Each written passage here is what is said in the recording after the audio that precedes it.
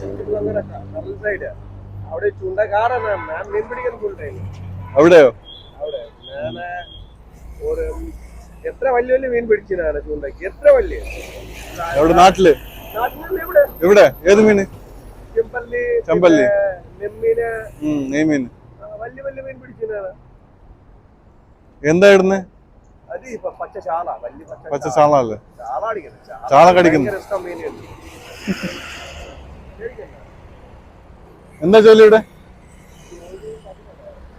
ഇവിടെ കാക്കനാടല്ലേ?